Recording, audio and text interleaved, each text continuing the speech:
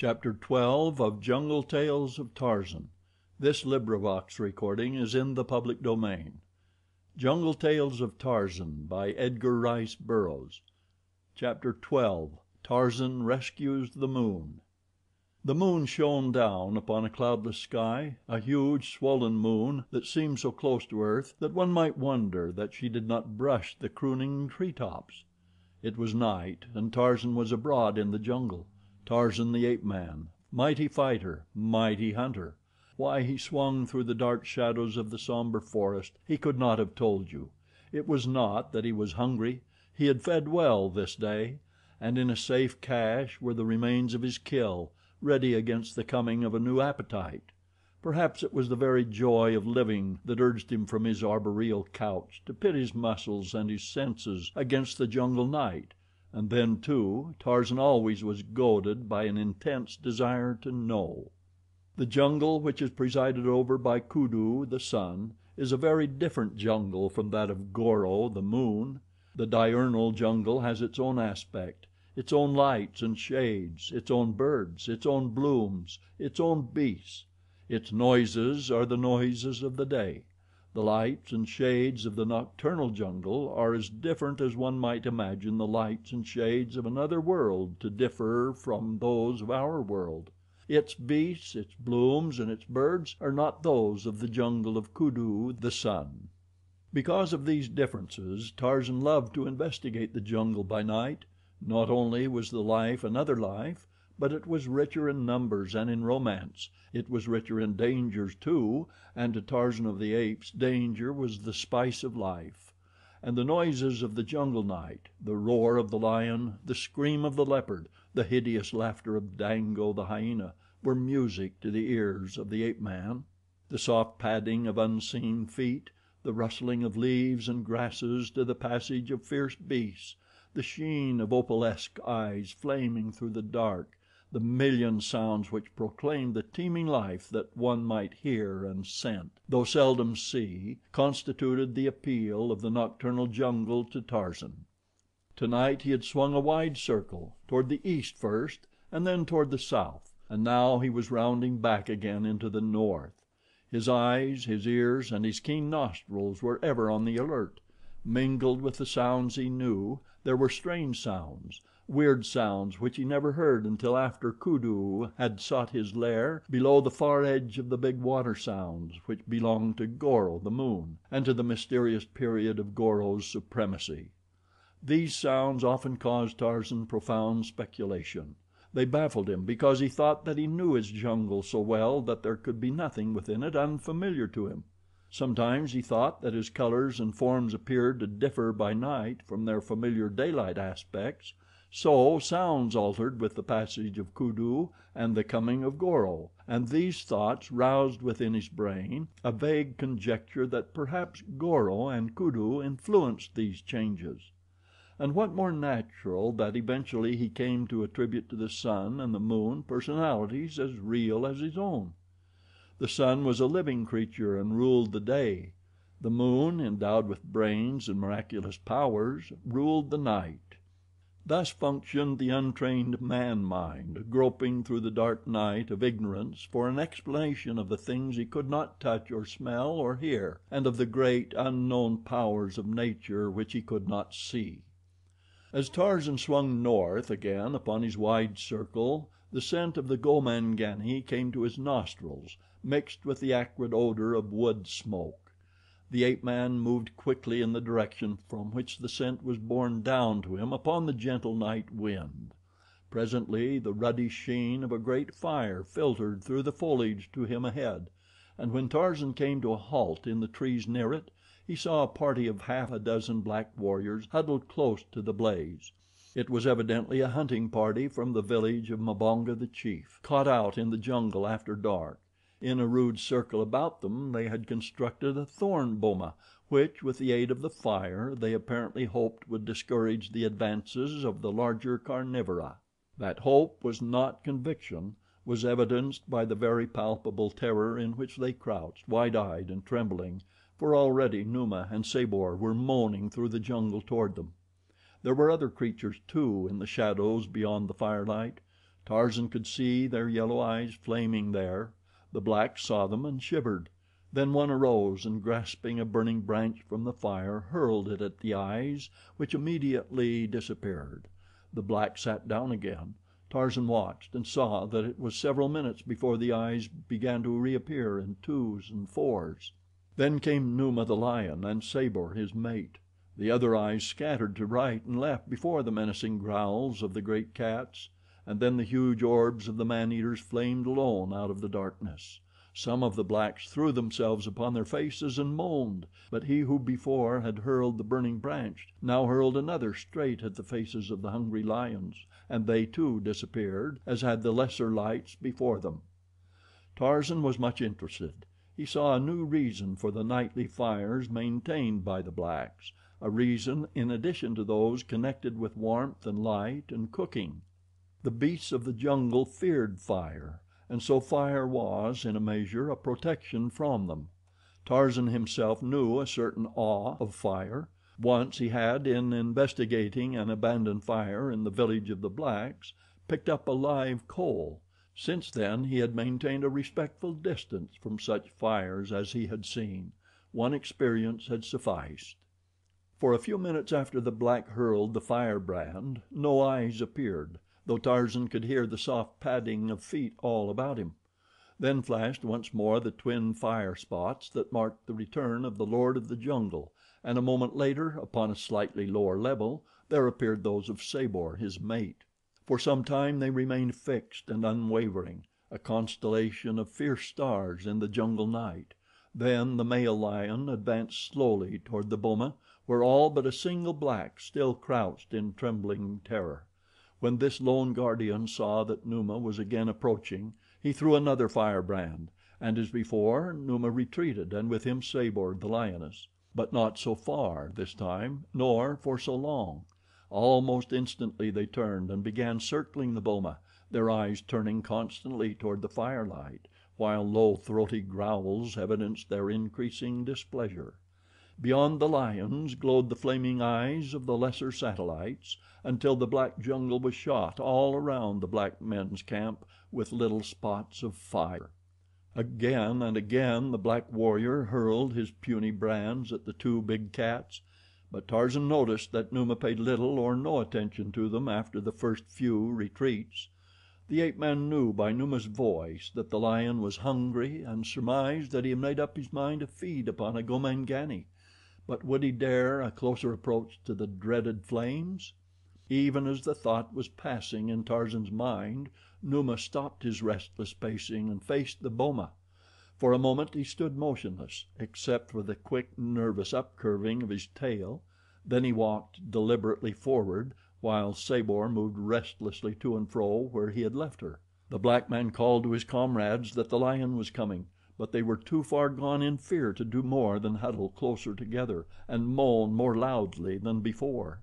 Seizing a blazing branch, the man cast it straight into the face of the lion. There was an angry roar, followed by a swift charge. With a single bound the savage beast cleared the boma wall, as with almost equal agility the warrior cleared it upon the opposite side, and, chancing the dangers lurking in the darkness, bolted for the nearest tree. Numa was out of the boma almost as soon as he was inside it, but as he went back over the low thorn wall he took a screaming Negro with him. Dragging his victim along the ground he walked back toward Sabor, the lioness, who joined him, and the two continued into the blackness, their savage growls mingling with the piercing shrieks of the doomed and terrified man. At a little distance from the blaze the lions halted. There ensued a short succession of unusually vicious growls and roars, during which the cries and moans of the black man ceased forever. Presently Numa reappeared in the firelight. He made a second trip into the boma, and the former grisly tragedy was reenacted with another howling victim. Tarzan rose and stretched lazily. The entertainment was beginning to bore him. He yawned and turned upon his way toward the clearing where the tribe would be sleeping in the encircling trees. Yet even when he had found his familiar crotch and curled himself for slumber, he felt no desire to sleep. For a long time he lay awake, thinking and dreaming. He looked up into the heavens and watched the moon and the stars. He wondered what they were and what power kept them from falling. His was an inquisitive mind. Always he had been full of questions concerning all that passed around him, but there never had been one to answer his questions. In childhood he had wanted to know, and denied almost all knowledge. He still, in manhood, was filled with the great unsatisfied curiosity of a child. He was never quite content merely to perceive that things happened. He desired to know why they happened. He wanted to know what made things go. The secret of life interested him immensely. The miracle of death he could not quite fathom.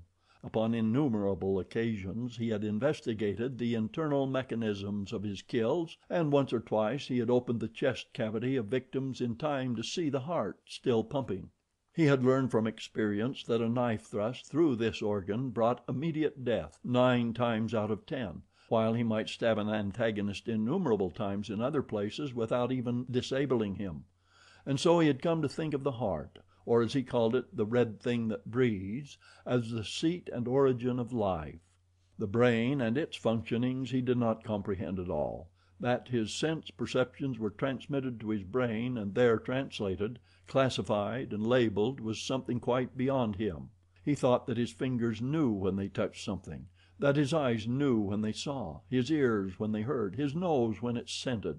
He considered his throat, epidermis, and the hairs of his head as the 3 principal seats of emotion. When Kala had been slain, a peculiar choking sensation had possessed his throat. Contact with Histah, the snake, imparted an unpleasant sensation to the skin of his whole body, while the approach of an enemy made the hairs on his scalp stand erect. Imagine, if you can, a child filled with the wonders of nature, bursting with queries and surrounded only by beasts of the jungle to whom his questionings were as strange as Sanskrit would have been. If he asked Gunto what made it rain, the big old ape would but gaze at him in dumb astonishment for an instant and then return to his interesting and edifying search for fleas. And when he questioned Mumga, who was very old and should have been very wise, but wasn't, as to the reason for the closing of certain flowers after Kudu had deserted the sky, and the opening of others during the night, he was surprised to discover that Mumga had never noticed these interesting facts, though she could tell to an inch just where the fattest grubworm should be hiding. To Tarzan these things were wonders. They appealed to his intellect and to his imagination. He saw the flowers close and open. He saw certain blooms which turned their faces always toward the sun. He saw leaves which moved when there was no breeze. He saw vines crawl like living things up the boles and over the branches of great trees. And to Tarzan of the Apes the flowers and the vines and the trees were living creatures. He often talked to them, as he talked to Goro, the moon, and Kudu, the sun, and always was he disappointed that they did not reply. He asked them questions, but they could not answer, though he knew that the whisperings of the leaves was the language of the leaves. They talked with one another. The wind he attributed to the trees and grasses. He thought that they swayed themselves to and fro, creating the wind. In no other way could he account for this phenomenon. The rain he finally attributed to the stars, the moon, and the sun, but his hypothesis was entirely unlovely and unpoetical. Tonight, as Tarzan lay thinking, there sprang to his fertile imagination an explanation of the stars and the moon. He became quite excited about it. Taug was sleeping in a nearby crotch. Tarzan swung over beside him. "Taug!" he cried. Instantly the great bull was awake and bristling, sensing danger from the nocturnal summons. "Look, Taug!" exclaimed Tarzan, pointing toward the stars. "See the eyes of Numa and Sabor, of Sheeta and Dango. They wait around Goro to leap in upon him for their kill. See the eyes and the nose and the mouth of Goro, and the light that shines upon his face is the light of the great fire he has built to frighten away Numa and Sabor and Dango and Sheeta. All about him are the eyes, Taug. You can see them, but they do not come very close to the fire. There are few eyes close to Goro. They fear the fire. It is the fire that saves Goro from Numa. Do you see them, Taug? Some night Numa will be very hungry and very angry. Then he will leap over the thorn bushes which encircle Goro, and we will have no more light after Kudu seeks his lair. The night will be black with the blackness that comes when Goro is lazy and sleeps late into the night, or when he wanders through the skies by day, forgetting the jungle and its people." Taug looked stupidly at the heavens and then at Tarzan. A meteor fell, blazing a flaming way through the sky. "Look!" cried Tarzan. "Goro has thrown a burning branch at Numa." Taug grumbled. "Numa is down below," he said. "Numa does not hunt above the trees." But he looked curiously and a little fearfully at the bright stars above him, as though he saw them for the first time, and doubtless it was the first time that Taug ever had seen the stars, though they had been in the sky above him every night of his life. To Taug they were as the gorgeous jungle blooms. He could not eat them, and so he ignored them. Taug fidgeted and was nervous. For a long time he lay sleepless, watching the stars, the flaming eyes of the beasts of prey surrounding Goro, the moon. Goro, by whose light the apes danced to the beating of their earthen drums. If Goro should be eaten by Numa, there could be no more Dum Dums. Taug was overwhelmed by the thought. He glanced at Tarzan half fearfully. Why was his friend so different from the others of the tribe? No one else whom Taug ever had known had had such queer thoughts as Tarzan. The ape scratched his head and wondered, dimly, if Tarzan was a safe companion, and then he recalled slowly and by a laborious mental process that Tarzan had served him better than any other of the apes, even the strong and wise bulls of the tribe. Tarzan it was who had freed him from the blacks at the very time that Taug had thought Tarzan wanted Teeka. It was Tarzan who had saved Taug's little balu from death. It was Tarzan who had conceived and carried out the plan to pursue Teeka's abductor and rescue the stolen one. Tarzan had fought and bled in Taug's service so many times that Taug, although only a brutal ape, had had impressed upon his mind a fierce loyalty which nothing now could swerve. His friendship for Tarzan had become a habit, a tradition almost, which would endure while Taug endured. He never showed any outward demonstration of affection. He growled at Tarzan as he growled at the other bulls who came too close while he was feeding; but he would have died for Tarzan. He knew it and Tarzan knew it, but of such things apes do not speak, their vocabulary for the finer instincts consisting more of actions than words. But now Taug was worried, and he fell asleep again, still thinking of the strange words of his fellow. The following day he thought of them again, and without any intention of disloyalty he mentioned to Gunto what Tarzan had suggested about the eyes surrounding Goro, and the possibility that sooner or later Numa would charge the moon and devour him. To the apes all large things in nature are male, and so Goro, being the largest creature in the heavens by night, was to them a bull. Gunto bit a sliver from a horny finger and recalled the fact that Tarzan had once said that the trees talked to one another, and Gozan recounted having seen the ape man dancing alone in the moonlight with Sheeta, the panther.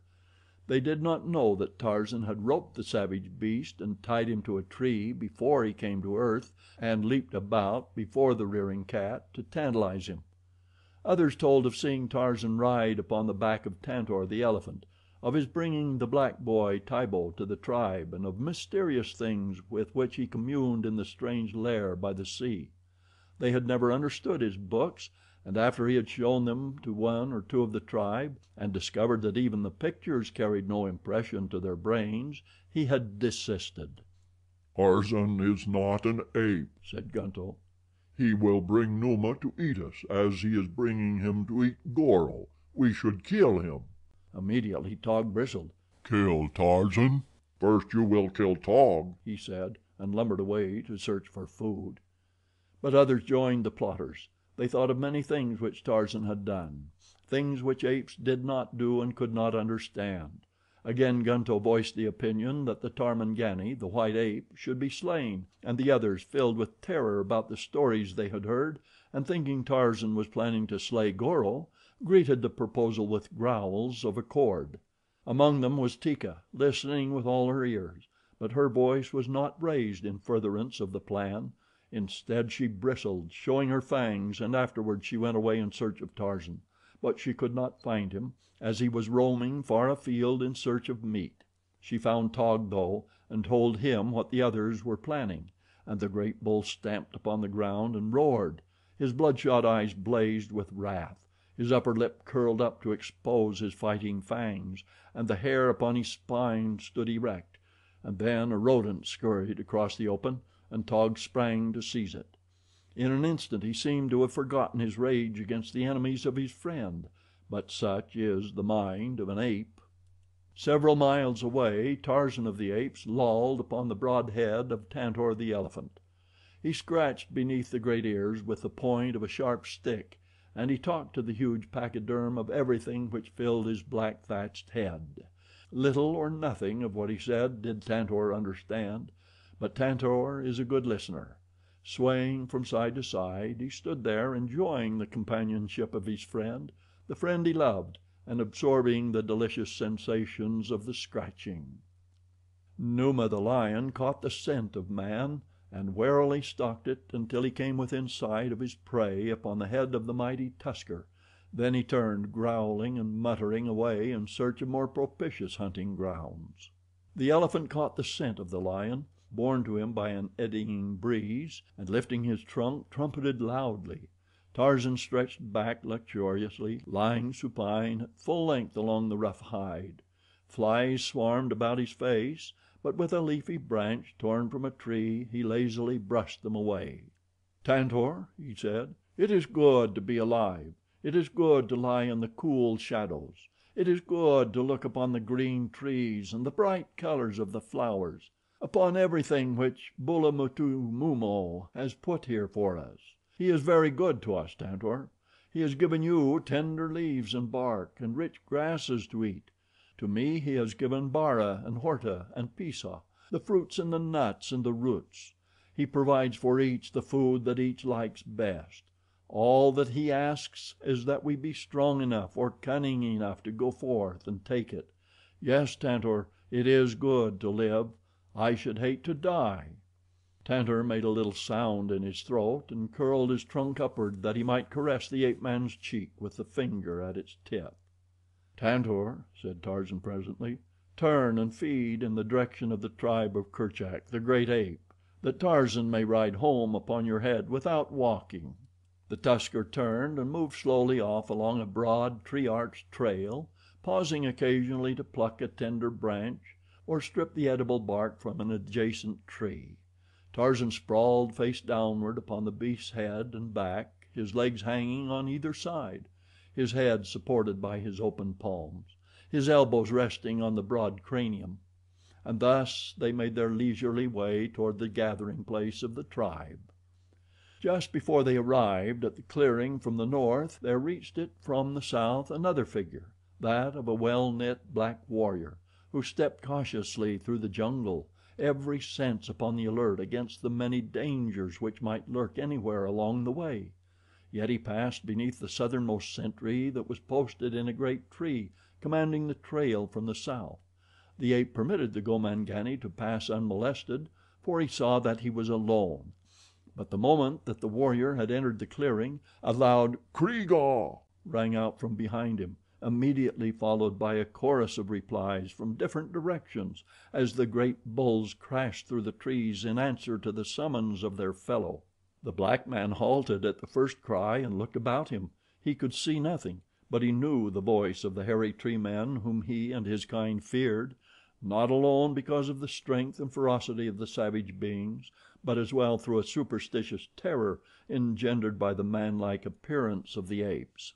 But Bulabantu was no coward. He heard the apes all about him. He knew that escape was probably impossible, so he stood his ground, his spear ready in his hand and a war cry trembling on his lips. He would sell his life dearly, would Bulabantu, under chief of the village of Mbonga the chief. Tarzan and Tantor were but a short distance away when the first cry of the sentry rang out through the quiet jungle. Like a flash the ape man leaped from the elephant's back to a nearby tree and was swinging rapidly in the direction of the clearing before the echoes of the first "Kreega" had died away. When he arrived he saw a dozen bulls circling a single Gomangani. With a blood-curdling scream Tarzan sprang to the attack. He hated the blacks even more than did the apes, and here was an opportunity for a kill in the open. What had the Gomangani done? Had he slain one of the tribe? Tarzan asked the nearest ape. No, the Gomangani had harmed none. Gozan, being on watch, had seen him coming through the forest and had warned the tribe, that was all. The ape man pushed through the circle of bulls, none of which as yet had worked himself into sufficient frenzy for a charge, and came where he had a full and close view of the black. He recognized the man instantly. Only the night before he had seen him facing the eyes in the dark, while his fellows groveled in the dirt at his feet, too terrified even to defend themselves. Here was a brave man, and Tarzan had deep admiration for bravery. Even his hatred of the blacks was not so strong a passion as his love of courage. He would have joyed in battling with a black warrior at almost any time, but this one he did not wish to kill. He felt, vaguely, that the man had earned his life by his brave defense of it on the preceding night, nor did he fancy the odds that were pitted against the lone warrior. He turned to the apes. "Go back to your feeding," he said, "and let this Gomangani go his way in peace. He has not harmed us, and last night I saw him fighting Numa and Sabor with fire, alone in the jungle. He is brave. Why should we kill one who is brave and who has not attacked us? Let him go." The apes growled. They were displeased. "Kill the Gomangani," cried one. "Yes," roared another. "Kill the Gomangani and the Tarmangani as well." "Kill the white ape," screamed Gozan. "He is no ape at all, but a Gomangani with his skin off." "Kill Tarzan," bellowed Gunto. "Kill, kill, kill." The bulls were now indeed working themselves into the frenzy of slaughter, but against Tarzan rather than the black man. A shaggy form charged through them, hurling those it came in contact with to one side as a strong man might scatter children. It was Taug, great, savage Taug. "Who says kill Tarzan?" he demanded. "Who kills Tarzan must kill Taug, too. Who can kill Taug? Taug will tear your insides from you and feed them to Dango." "We can kill you all," replied Gunto. "There are many of us and few of you." And he was right. Tarzan knew that he was right. Taug knew it. But neither would admit such a possibility. It is not the way of bull apes. "I am Tarzan," cried the ape man. "I am Tarzan, mighty hunter, mighty fighter. In all the jungle none so great as Tarzan." Then, one by one, the opposing bulls recounted their virtues and their prowess, and all the time the combatants came closer and closer to one another. Thus do the bulls work themselves to the proper pitch before engaging in battle. Gunto came, stiff-legged, close to Tarzan and sniffed at him with bared fangs. Tarzan rumbled forth a low, menacing growl.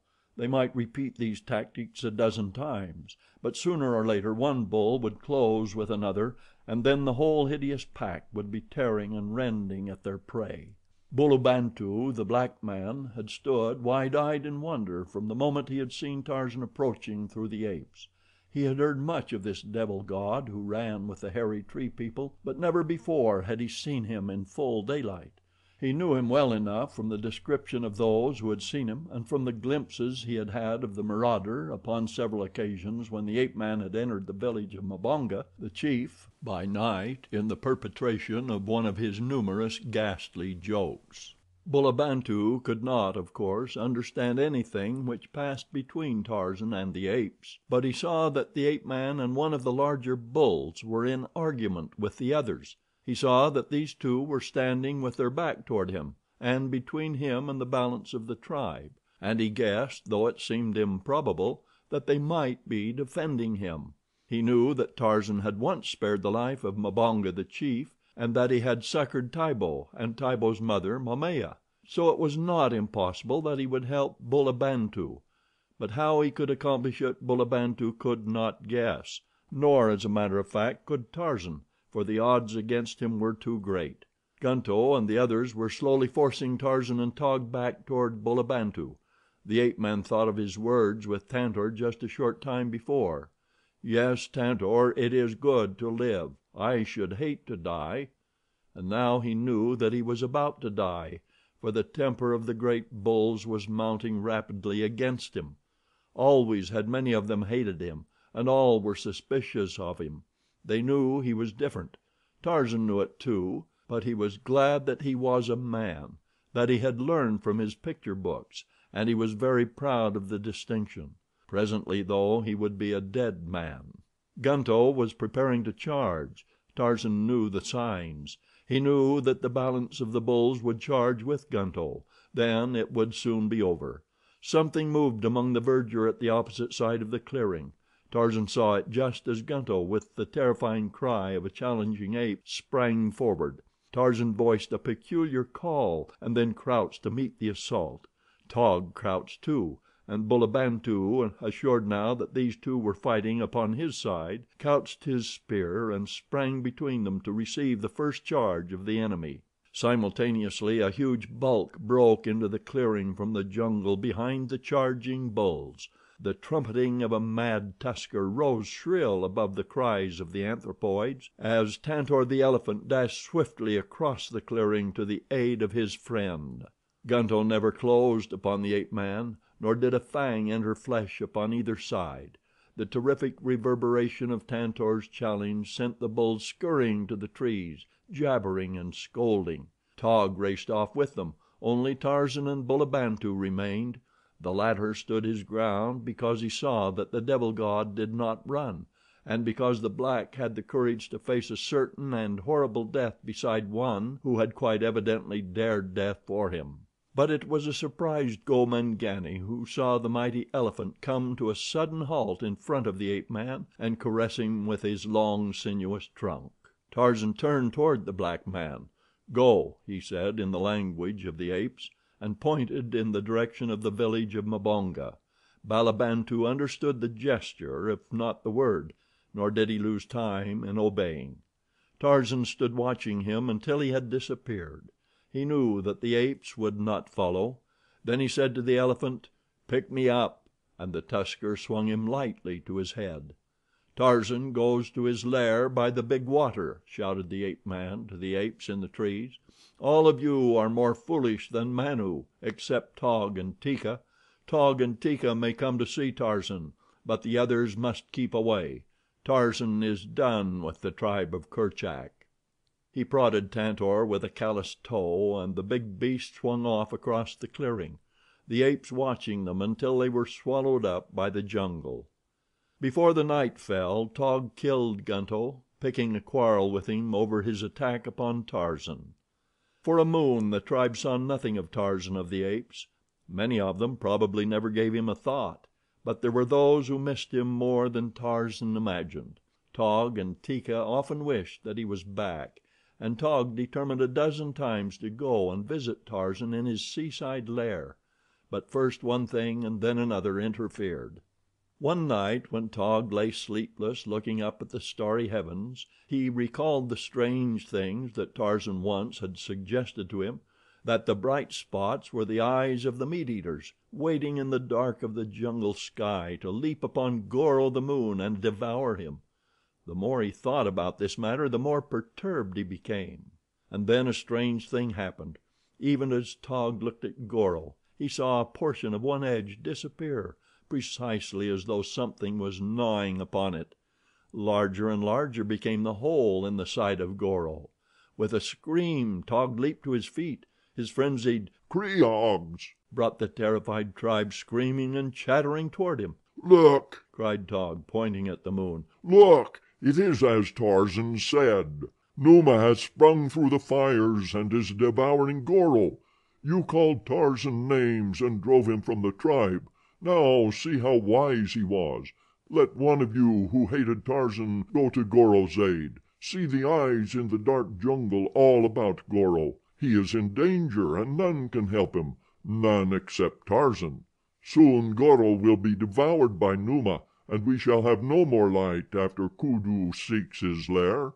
How shall we dance the dum-dum without the light of Goro?" The apes trembled and whimpered. Any manifestation of the powers of nature always filled them with terror, for they could not understand. "Go and bring Tarzan," cried one, and then they all took up the cry of "Tarzan! Bring Tarzan! He will save Goro." But who was to travel the dark jungle by night to fetch him? "I will go," volunteered Taug, and an instant later he was off through the Stygian gloom toward the little landlocked harbor by the sea. And as the tribe waited they watched the slow devouring of the moon. Already Numa had eaten out a great semicircular piece. At that rate Goro would be entirely gone before Kudu came again. The apes trembled at the thought of perpetual darkness by night. They could not sleep. Restlessly they moved here and there among the branches of trees, watching Numa of the skies at his deadly feast, and listening for the coming of Taug with Tarzan. Goro was nearly gone when the apes heard the sounds of the approach through the trees of the two they awaited, and presently Tarzan, followed by Taug, swung into a nearby tree. The ape man wasted no time in idle words. In his hand was his long bow, and at his back hung a quiver full of arrows, poisoned arrows that he had stolen from the village of the blacks, just as he had stolen the bow. Up into the great tree he clambered, higher and higher, until he stood swaying upon a small limb which bent low beneath his weight. Here he had a clear and unobstructed view of the heavens. He saw Goro and the inroads which the hungry Numa had made into his shining surface. Raising his face to the moon, Tarzan shrilled forth his hideous challenge. Faintly and from afar came the roar of an answering lion. The apes shivered. Numa of the skies had answered Tarzan. Then the ape man fitted an arrow to his bow, and drawing the shaft far back, aimed its point at the heart of Numa, where he lay in the heavens devouring Goro. There was a loud twang as the released bolt shot into the dark heavens. Again and again did Tarzan of the Apes launch his arrows at Numa, and all the while the apes of the tribe of Kerchak huddled together in terror. At last came a cry from Taug. "Look! Look!" he screamed. "Numa is killed. Tarzan has killed Numa. See, Goro is emerging from the belly of Numa." And sure enough, the moon was gradually emerging from whatever had devoured her, whether it was Numa the lion or the shadow of the earth. But were you to try to convince an ape of the tribe of Kerchak that it was aught but Numa who so nearly devoured Goro that night, or that another than Tarzan preserved the brilliant god of their savage and mysterious rites from a frightful death, you would have difficulty and a fight on your hands. And so Tarzan of the Apes came back to the tribe of Kerchak, and in his coming he took a long stride toward the kingship, which he ultimately won, for now the apes looked up to him as a superior being. In all the tribe there was but one who was at all skeptical about the plausibility of Tarzan's remarkable rescue of Goro, and that one, strange as it may seem, was Tarzan of the Apes. End of Chapter 12. End of Jungle Tales of Tarzan by Edgar Rice Burroughs. Recording by Ralph Snelson, Springville, Utah.